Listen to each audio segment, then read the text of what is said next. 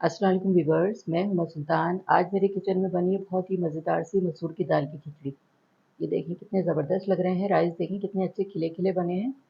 मसूर की दाल की खिचड़ी को मैंने सर्व किया है फ्राई मिर्चों के साथ और ये मज़ेदार सी टमाटर की चटनी।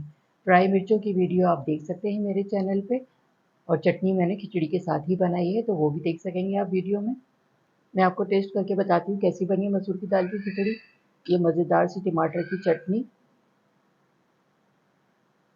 और ये फ्राई मिर्चें, दोनों चीज़ों को मिक्स करेंगे खिचड़ी के साथ। बिस्मिल्लाहिर्रहमानिर्रहीम। इतने मज़े की लग रही है गरम गरम के हाथ में रुक रहा है। चलिए इसको बनाना स्टार्ट करते हैं। बिस्मिल्लाहिर्रहमानिर्रहीम। क्वार्टर कप ऑयल डालूंगी पैन में। 2 छोटे साइज़ की प्याज लिए, इसको मैंने स्लाइस में कट कर लिया। ये जाएगी इसमें। प्याज को इतना फ्राई करेंगे इसका कलर लाइट गोल्डन हो जाए, फिर मैं आगे का प्रोसेस आपको दिखाती हूँ क्या करना है। प्याज हमारी लाइट ब्राउन हो गई है, थोड़ी सी प्याज निकाल लूँगी गार्निशिंग के लिए।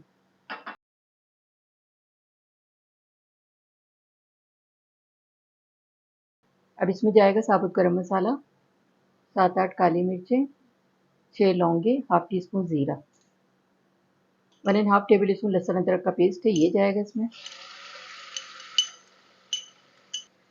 मसाले जाएंगे 1 टेबल स्पून नमक, हाफ टी स्पून लाल मिर्च पाउडर, 2 हरी मिर्चें हैं, इसको कट कर लिया है। भुनाई करेंगे इसकी। बहुत आसान तरीके से मैं बना रही हूँ, जिसे बिगनर्स बेचलर्स सब लोग बहुत आसानी के साथ बना लेंगे और बहुत मज़े की खिचड़ी बनेगी। मसाले की मैंने 3 से 4 मिनट लो मीडियम फ्लेम पे खूब अच्छी सी भुनाई कर ली है। ये देखें कितना अच्छा सा इसका मसाला बन गया है। अब इसमें पानी शामिल करेंगे। 2 कप पानी शामिल किया है मैंने इसमें। इसमें उबाल आ जाए तो फिर मैं आगे का प्रोसेस आपको दिखाती हूँ क्या करना है। ये देखें इसमें उबाल आ गया है। अब राइस शामिल करूँगी। 2 कप बासमती मैंने राइस लिए हैं और 1 कप मसूर की दाल ली थी। इसको अच्छी तरह वॉश करके आधे घंटे के लिए भिगो दिया था। ये डालेंगे इसमें, मिक्स कर देंगे इसको।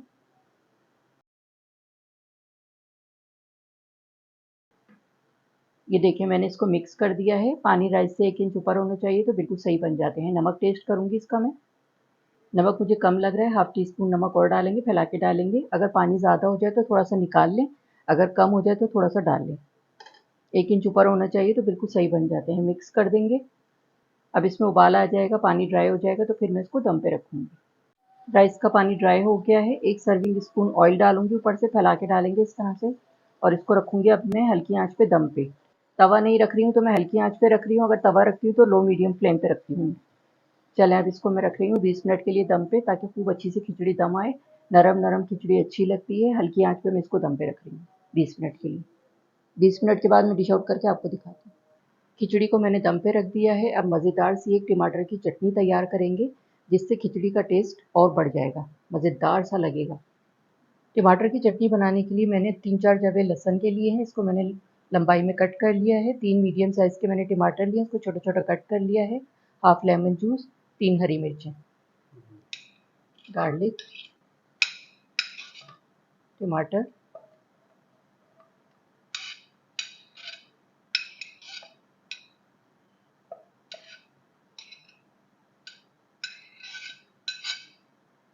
हरी मिर्चें कट करके डालूँगी ताकि सही से ब्लेंड हो जाएँ।